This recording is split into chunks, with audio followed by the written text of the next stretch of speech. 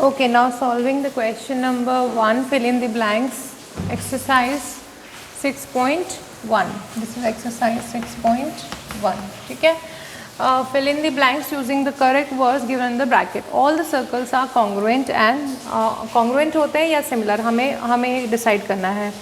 अब आप ये बताइए, एक छोटा सा सर्कल है, एक उससे बड़ा सर्कल है, एक उससे बड़ा सर्कल है, क्या ये कॉन्ग्रुएंट हो सकते हैं? कभी भी नहीं हो सकते. क्या ये एक दूसरे पे सेंटर, एक का सेंटर दूसरे के सेंटर के पे रखे जाए तो क्या वो ओवरलैप करेंगे? नहीं करेंगे ना. ये उसको पूरा ढक देगा और उससे बाहर निकल आएगा, ये उसको ढक देगा पूरा, यानी कि पूरी तरह से एक दूसरे पे ओवरलैप नहीं करेंगे. सो दे आर नॉट कॉन्ग्रुएंट. ठीक है, क्योंकि इनका ना तो सिमिलर शेप तो सिमिलर है बट साइज सिमिलर नहीं है. साइज सिमिलर नहीं है, साइज सेम नहीं है. सिमिलर नहीं कहेंगे, सेम. मतलब साइज तो इसका छोटा, इसका बड़ा, उसका बड़ा, तो साइज तो सेम है ही नहीं. लेकिन कॉन्ग्रुएंसी के लिए शेप भी सेम होना चाहिए और साइज भी सेम होना चाहिए. ठीक है, सो कॉन्ग्रुएंट तो नहीं है, दे आर सिमिलर. सिमिलर क्यों हो जाएंगे? जैसे मान लो इसकी 2 रेडियाई है, इसकी 4 है. ठीक है, तो क्या है रेशो? एक्चुअली क्या है, सर्कल में डायमेंशन ही एक होती है, रेडियाई. ठीक है, उसी को आप कितना भी मल्टीप्लाई कर लो, कितना भी वो कर दो, तो ratio is going to be, और ये क्या है, ये इसके सिमिलर होगा ही होगा.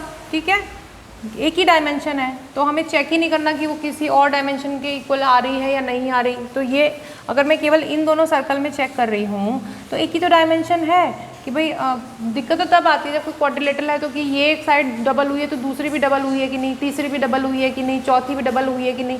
यहाँ तो डायमेंशन ही एक है तो सिमिलर होने ही होने हैं. ऐसे ही इन दोनों को अगर चेक करें तो एक ही डायमेंशन है, ये आपस में सिमिलर होने हैं. तो और जब एक फिगर दूसरे के सिमिलर होती है, दूसरी तीसरे के सिमिलर होती है, तो पहली तीसरे के सिमिलर अपने आप हो जाती है. इसलिए all the circles are similar. ठीक है, so this is the answer. ठीक है, मैं फिर से एक्सप्लेन कर देती हूँ कि क्योंकि डायमेंशन ही एक है, हमें किसी दूसरे कोरोस्पॉन्डिंग डायमेंशन की बात ही नहीं आती कि हम चेक करें कि हमने ये रेडियाई डबल की है तो दूसरी कोई डायमेंशन भी डबल की है कि नहीं. दूसरी कोई डायमेंशन ही नहीं है तो बस ये इसके सिमिलर हुआ. ऐसे यहाँ पे हम कुछ भी कर रहे हो, भले हम इसको यहाँ 5 कर रहे हैं. ठीक है, तो 4:5 का रेशो हुआ, लेकिन कोई और आपस में डायमेंशन है ही नहीं चेक करने के लिए, तो सिमिलर हो गए. और ये इसके सिमिलर, ये इसके सिमिलर, तो ये आपस में सिमिलर. इसी तरह से हम सबको प्रूव कर देंगे, यानी all the circles are similar. ठीक है, okay. Now second part.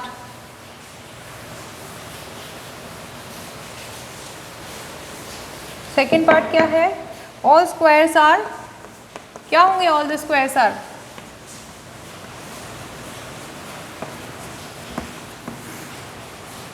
Similar होंगे या कॉन्ग्रुएंट होंगे? सिमिलर होंगे या कॉन्ग्रुएंट होंगे? कुछ सोचिए आप भाई. ऑल द स्क्वायर, मान लो एक है ये 2 सेंटीमीटर का, ठीक है, ये है 4 सेंटीमीटर का, स्क्वायर ही है. ठीक है, ये 4, ये 4, ये 2, ये 2, ये 2. ठीक है, तो कॉन्ग्रुएंट तो ये हो ही नहीं सकते क्योंकि एक बड़ा है एक छोटा है.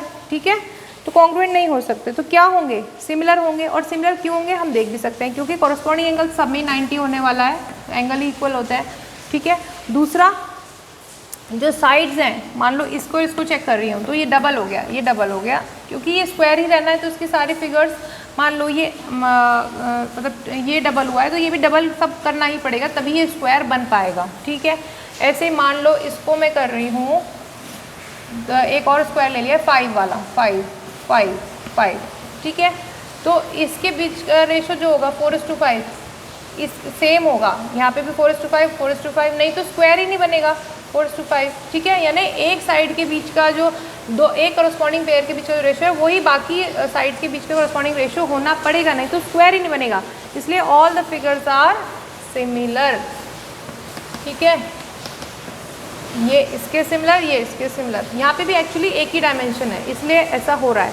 भाई ये x है तो ये भी x, ये भी x, ये भी x. ठीक है, ये मान लो y है. ठीक है, और इन दोनों के बीच का रेशो हो गया x:y. ठीक है, अब इसको स्क्वायर बनाने के लिए ये भी y होना पड़ेगा, ये भी y होना पड़ेगा और ये भी y होना पड़ेगा. यानी अपने आप करस्पॉन्डिंग पेयर्स के बीच का रेशो x:y बाकियों में हो ही जाएगा खुद ही. अगर स्क्वायर बनाना है तो बाकियों का रेशो खुद ही x:y बन जाएगा. ठीक है, तो यानी कि हम एक ही फिगर का जो एक साइड के जो करस्पॉन्डिंग साइड का जो पेयर का जो रेशो है वो अपने आप ही दूसरों में भी यही सेम रेशो मेंटेन हो जाएगा, अदरवाइज स्क्वायर नहीं बनेगा। So all the squares are similar. ठीक है, ये था सेकेंड पार्ट। ठीक है, दिस वॉज सेकेंड पार्ट। अब हम करेंगे third part.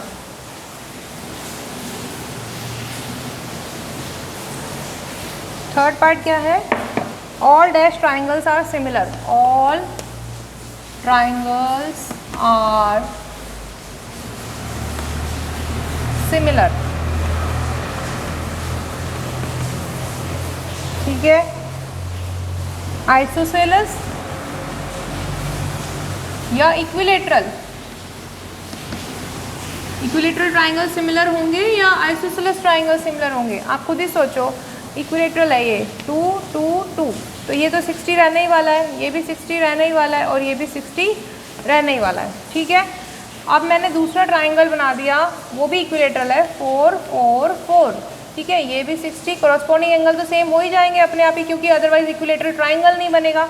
Corresponding angles are same, और क्योंकि तीनों साइड सेम है तो जो रेशो है वो भी सेम ही रहेगा। यहाँ पे भी तीनों साइड सेम है, तो ये अगर 2:4 है ना, तो ये भी 2:4, ये भी 2:4, यानी कि मैं मानूँ कि ये x है तो ये भी x, ये भी x, और ये y होना ही पड़ेगा, तभी तो इक्विलेटरल ट्राइंगल बनेगा। तो एक साइड के बीच का रेशो, कॉरस्पॉन्डिंग साइड के बीच का रेशो x:y है, तो बाकियों का भी x:y ही होगा।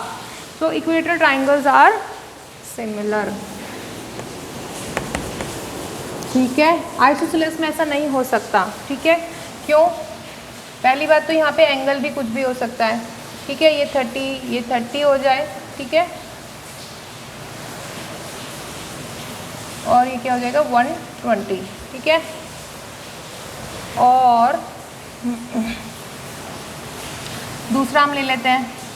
ठीक है, ये मैंने 2 ले लिया, मान लो ये मैंने 2 ले लिया और ये मैंने 4 ले लिया। ठीक है, अब मैंने इनको डबल कर दिया। ठीक है, ये 4 कर दिया, ये 4 कर दिया, लेकिन ये मैं कुछ और भी ले सकती हूँ। ठीक है, ज़रूरी नहीं मैं इसको 8 ही लूँ, ये कुछ और भी हो सकता है। और दूसरा, यहाँ पे एंगल भी चेंज हो सकते हैं, ज़रूरी नहीं है कि भाई ये कॉरस्पॉन्डिंग एंगल सेम ही हो दो आइसोसेलेस ट्राइंगल के बीच में। सो आइसोसेलेस ट्राइंगल ज़रूरी नहीं है कि सिमिलर हो। ठीक है, तो equilateral triangles are always similar, all are similar, all. और ऑल आइसोसेलेस कभी भी नहीं होंगे। दुनिया के सारे आइसोसेलेस ट्राइंगल कैसे सिमिलर हो जाएंगे? हो ही नहीं सकते। ठीक है, ये था थर्ड पार्ट। ठीक है,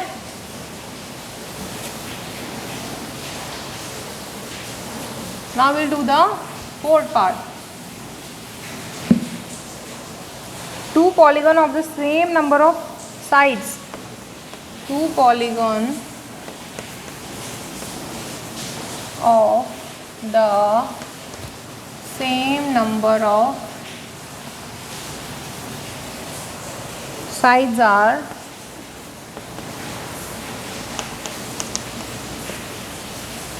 similar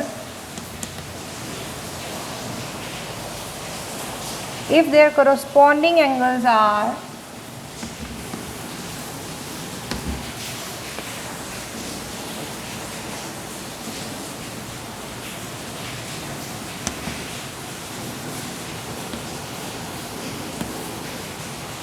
क्या? भाई दो पॉलीगन है जिनकी सेम नंबर ऑफ साइड्स है, यानी एक क्वाड्रिलेटरल है तो दूसरा भी क्वाड्रिलेटरल है, एक ट्राइंगल है तो दूसरा भी ट्राइंगल। ठीक है, वो सिमिलर कब कहलाएंगे? अगर उनके कॉरस्पॉन्डिंग एंगल क्या हो?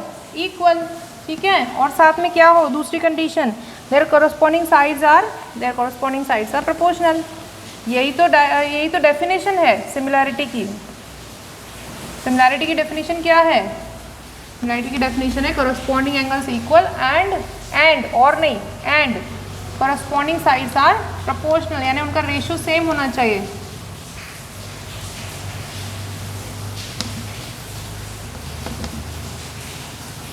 ठीक है, ये हो गया हमारा पार्ट 4।